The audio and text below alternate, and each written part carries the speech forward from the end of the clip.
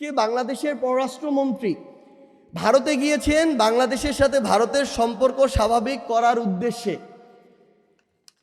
খুনি হাসিনাকে আশ্রয় দিয়েছে ভারত, শহীদ ওসমান হাদির হত্যাকারীদেরকে আশ্রয় দিয়েছে ভারত, বিগত 16 বছর বাংলাদেশের উপরে আধিপত্য চালিয়েছে ভারত, বিগত পুরো সময় আওয়ামী লীগকে ব্যবহার করে বাংলাদেশ থেকে নিজের স্বার্থ হাসিলের সকল পায়তারা চালিয়েছে ভারত। সেখানে সম্পর্ক স্বাভাবিকের প্রক্রিয়া কিংবা সেই কার্যক্রম তো তাদের উদ্যোগ নেওয়ার কথা, তাদের আসার কথা ছিল। তা না করে আমরা দেখি যেই বর্তমান পররাষ্ট্রমন্ত্রী এর আগে তারেক রহমানের সাথে বসার বা ডক্টর ইউনূসকে বসিয়ে দেওয়ার উপহার স্বরূপ বর্তমানে পররাষ্ট্র মন্ত্রণালয় পেয়েছেন, তিনি আবার সম্পর্ক স্বাভাবিক করতে গিয়েছেন। তো আমাদের আসলে আশঙ্কা হয়, কারণ তিনি যখন যেখানে গিয়েছেন তিনি দিয়ে এসেছেন, কখনো নিয়ে আসতে পারেন নাই।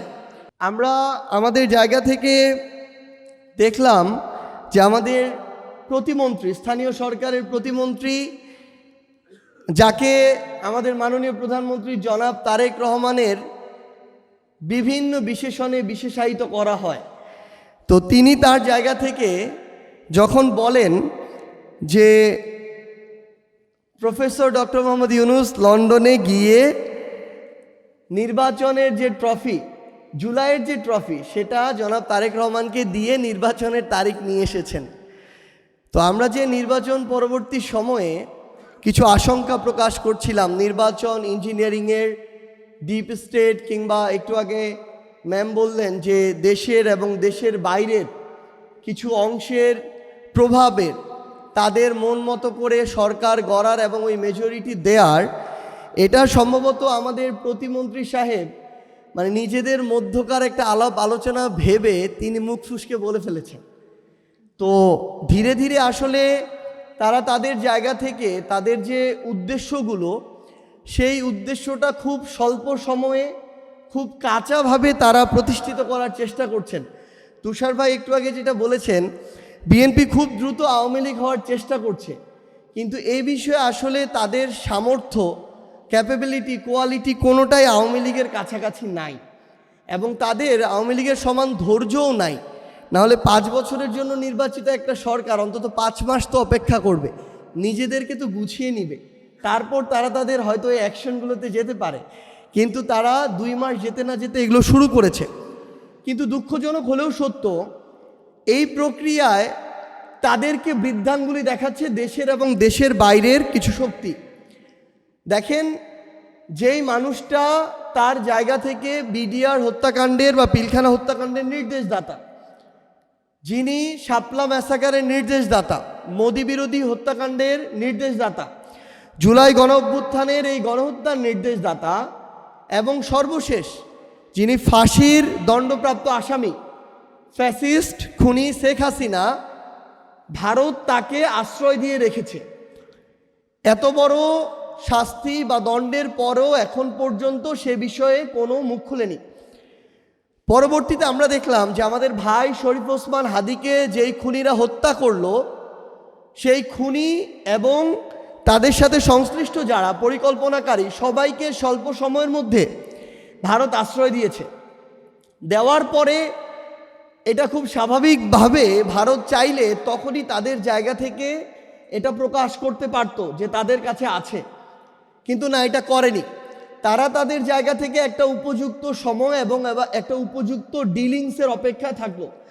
আমরা দেখলাম বিএনপি যখন নির্বাচিত হলো সরকার দল হিসেবে, তখন তারা প্রকাশ করলো যে খুনি যারা আমাদের ভাই ওসমান হাদিকে হত্যা করেছে তারা তাদের কাছে আছে, তাদেরকে গ্রেফতার করার একটা নাটক সাজানো হলো। তাদের দেশে একজন মানুষ গিয়েছে খুন করে, সীমান্ত পার হয়ে, তাদের কাছে এই তথ্য নাই, এটা কোনো পাগলও বিশ্বাস করবে না। সেখানে তারা এখন আবার আরেকটা নাটকের 3য় পর্ব শুরু করেছে।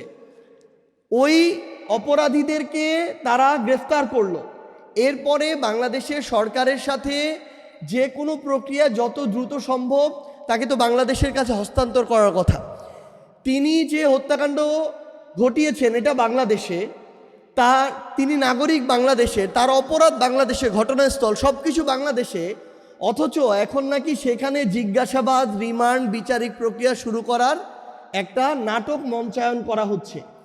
এবং আমরা আসলে জানি না যে আবার কিসের বিনিময়ে আমাদের বিএনপি সরকার কি দিয়ে কখন তাকে বাংলাদেশে নিয়ে এসে তার বিচার নিশ্চিত করবেন। এখানে গুরুত্বপূর্ণ একটা বিষয়, আজকে বাংলাদেশের পররাষ্ট্রমন্ত্রী ভারতে গিয়েছেন বাংলাদেশের সাথে ভারতের সম্পর্ক স্বাভাবিক করার উদ্দেশ্যে।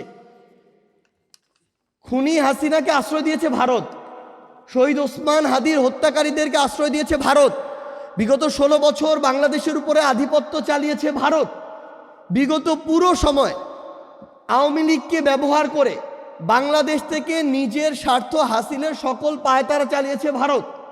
সেখানে সম্পর্ক স্বাভাবিকের প্রক্রিয়া কিংবা সেই কার্যক্রম তো তাদের উদ্যোগ নেওয়ার কথা, তাদের আসার কথা ছিল। তা না করে আমরা দেখি যেই বর্তমান পররাষ্ট্রমন্ত্রী এর আগে তারেক রহমানের সাথে বসার বা ডক্টর ইউনূসকে বসিয়ে দেওয়ার উপহার স্বরূপ বর্তমানে পররাষ্ট্র মন্ত্রণালয় পেয়েছেন, তিনি আবার সম্পর্ক স্বাভাবিক করতে গিয়েছেন। তো আমাদের আসলে আশঙ্কা হয়, কারণ তিনি যখন যেখানে গিয়েছেন তিনি দিয়ে এসেছেন, কখনো নিয়ে আসতে পারেন নাই। তো সেই জায়গা থেকে আজকে তিনি যখন গিয়েছেন, তিনি নিয়ে আসার আগে তাকে তার হাতে একটা জিনিস দেয়া হয়েছে কি, আমার এক বাংলাদেশি ভাইয়ের লাশ।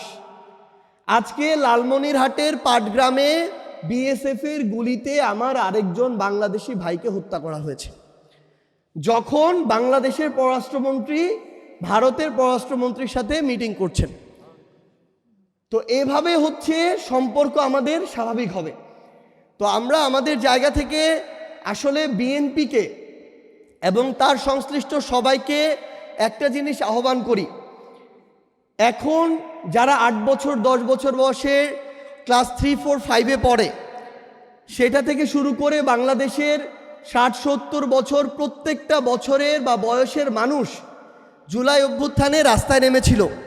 বলে যে একটা জেনারেশন অভ্যুত্থান করলে পরের জেনারেশন করে না। আপনাদের কপালে শনির দশা এই কারণেই যে এই অভ্যুত্থানে একসাথে 3টা প্রজন্ম হাতে হাত রেখে রাস্তায় নেমেছিল। কোনো একটা প্রজন্ম যদি 1-2 বছর পরে অংশগ্রহণ না করে, আরও 2টা প্রজন্ম অপেক্ষা করে আছে নব্য কোনো স্বৈরাচার তৈরি হলেই তাদের পতন ঘটানোর জন্য। তো আমরা পরিশেষে আমাদের কর্মসূচিটা ঘোষণা করতে চাই। তার আগে একটা কথা শুধু বলি, সংসদে আমাদের অর্থমন্ত্রী ঋণ খেলাপিদের তালিকা প্রকাশ করলেন 20 জনের। এর মধ্যে আমরা দেখলাম 10 থেকে 11 জন হচ্ছে এস আলম গ্রুপের। আবার সেই এস আলম গ্রুপের প্রতিষ্ঠানকেই তারা নতুন করে কোনো ধরনের শাস্তি প্রদান ছাড়া, কোনো ধরনের ব্যবস্থা নেওয়া ছাড়া তাদেরকে তারা আশ্রয় দিয়ে, প্রশ্রয় দিয়ে নতুন করে কার্যক্রম শুরুর অনুমতি দিয়েছেন।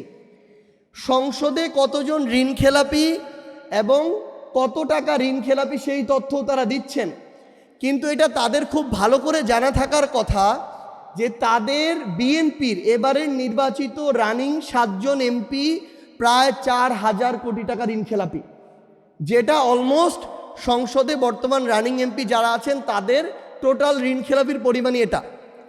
তো নিজেদের অবস্থাটা, নিজেদের ওই ঘরের অবস্থা ঠিক না করে মানুষকে এসব হিসাব দেওয়াটা হচ্ছে নির্লজ্জতা। কারণ তারা তাদের জায়গা থেকে যে হিসাবগুলো দিচ্ছেন, প্রত্যেকটার অপরাধী প্রত্যক্ষ পরোক্ষভাবে তাদের আশেপাশের মানুষগুলো। এবং আরেকটা জিনিস শুধু উল্লেখ করব, যেহেতু আমি এনসিপির মাঠের প্রতিনিধিত্ব করি, মাঠ পর্যায়ে যারা ধানের শীষের বিপরীতে নির্বাচন করেছিল, শাপলাকলি বলেন, দাঁড়িপাল্লা বললেন, অন্য যে কোনো মার্কার নির্বাচন যারা করেছিল, তাদেরকে এখন বিভিন্ন মিথ্যা মামলায় ফাঁসানো হচ্ছে। ওই ঘটনাস্থলে সেই মানুষটাই ছিল না, তার তো দূরের কথা, তার পরিবারের কারো সম্পৃক্ততাই ছিল না, তারপরও তাদের নাম দিয়ে দেওয়া হচ্ছে শুধু এ কারণে যেন তারা একটা ভীত সন্ত্রস্ত অবস্থায় থাকে এবং যেন তাদের কোনো রাজনৈতিক কার্যক্রম না দেখা যায়। স্থানীয়ভাবে একক আধিপত্য বিস্তার করতে যাচ্ছে বিএনপির নেতাকর্মীরা। এবং সরকারি যত সুযোগ সুবিধা প্রশাসন বা উপজেলা নির্বাহী অফিসার ডিসির মাধ্যমে মাঠ পর্যায়ে যায়, সাধারণ মানুষের কাছে যায়, সেটা শুধুমাত্র এবং শুধুমাত্র বিএনপির যারা নেতাকর্মী তাদেরকে দেয়া হচ্ছে, এবং সেখানেও তাদের বিভিন্ন ধরনের ভাগ বাটোয়ারা চলে, যার ফলে প্রকৃতপক্ষে যে মানুষটা সেটা প্রাপ্য সেই মানুষটা সেটা পায় না। তো বিএনপিকে ভোট দিয়েছে 50% মানুষ, তাহলে বাকি 50% মানুষ যারা আছে বাংলাদেশের, তারা যত বেশি দরিদ্র হোক না কেন, তাদের অবস্থা যতই খারাপ হোক না কেন, তাদের পর্যন্ত সরকারের সুযোগ সুবিধাগুলো পৌঁছাচ্ছে না। তো এই প্রশ্নটা জনাব তারেক রহমানের কাছে, যে তিনি 26-এর নির্বাচনের পরে শুধুমাত্র বিএনপির প্রধানমন্ত্রী হতে চান নাকি বাংলাদেশের প্রধানমন্ত্রী হতে চান, এটা তাকে উত্তর দিতে হবে এবং তার কাজের মধ্য দিয়ে প্রকাশ করতে হবে। তো আমরা আমাদের কর্মসূচি বলতে চাচ্ছি, আগামীকালকে থেকে জাতীয় নাগরিক পার্টি এনসিপি দলগতভাবে এবং 11 দলীয় ঐক্যর সঙ্গী হিসেবে সেই ঐক্যের সাথেও একই সাথে আমরা আমাদের কার্যক্রম চালিয়ে যাব। আগামীকালকে থেকে আমরা প্রথমে গণসংযোগ কর্মসূচি শুরু করছি। আমরা লিফলেট তৈরি করেছি বাংলাদেশের প্রত্যেকটা মানুষের কাছে। আমরা সচেতনতামূলক ওই লিফলেটটা তুলে দিতে চাই, তাদের স্পষ্ট করে আমরা ওই জিনিসটা তাদের বুঝতে হবে এবং তাদেরকেও এটা নিয়ে আবার কথা বলা শুরু করতে হবে যে ক্ষমতায় এসেই বিএনপি কিভাবে তাদের জায়গা থেকে গণরায়কে অমান্য করছে, গণভোটকে তারা রীতিমতো ঠাট্টা করছে এবং জুলাই সনদকে তারা প্রতিনিয়ত প্রতারণা করছে। এই সামগ্রিক সচেতনতামূলক আমরা লিফলেট তৈরি করেছি এবং আগামীকালকে থেকে আমরা এই গণসংযোগ শুরু করছি। এবং আমরা পরশুদিন থেকে ঢাকা মহানগরের পরে আমাদের যে অন্যান্য যে মহানগরগুলো রয়েছে, বিভাগীয় শহরগুলো রয়েছে, প্রত্যেকটি জায়গায় আমরা বিক্ষোভ সমাবেশ এবং আমাদের বিক্ষোভ মিছিল করব। আমরা প্রত্যেকটি জেলা পর্যায়ে, এটা আমাদের একদম মূল টপিক, যেটা আজকে আমাদের এই টপিকে, যে আমাদের গণভোটের রায় বাস্তবায়নের দাবিতে মহানগর বা বিভাগীয় পর্যায়ে বিক্ষোভ মিছিলের পর দিন আমরা আবার জেলা পর্যায়গুলোতে বাংলাদেশের 64 জেলাতেই আমরা দলগতভাবে এবং 11 দলীয় ঐক্যের পক্ষ থেকে আমরা বিক্ষোভ মিছিল এবং সমাবেশ করছি। এবং আমরা আবার আমাদের শহীদ পরিবার এবং জুলাই যোদ্ধা যারা আছেন, কোনো দলীয় মদতপুষ্ট না, আমরা সবাইকে নিয়ে বসে তাদের মুখেই আমরা শুনতে চাই যে তারা তাদের জায়গা থেকে এই গণভোটের বাস্তবায়ন চান কিনা, জুলাই সনদের বাস্তবায়ন চান কিনা। সো তাদেরকে নিয়ে আমরা একটি বড় ধরনের একটি কনফারেন্স এবং মতবিনিময় সভার আয়োজন করতে যাচ্ছি। এবং এইটুকু আমরা স্পষ্ট করে বলে রাখি, জাতীয় নাগরিক পার্টি এনসিপি এবং 11 দলীয় ঐক্য যতদিন না এই গণভোটের রায় বাস্তবায়ন হচ্ছে এবং জুলাই সনদ বাস্তবায়ন হচ্ছে, ততদিন পর্যন্ত সংসদে তাদের জায়গা থেকে কথা বলবে, রাজপথে তাদের জায়গা থেকে কর্মসূচি চলমান রাখবে। সবাইকে ধন্যবাদ।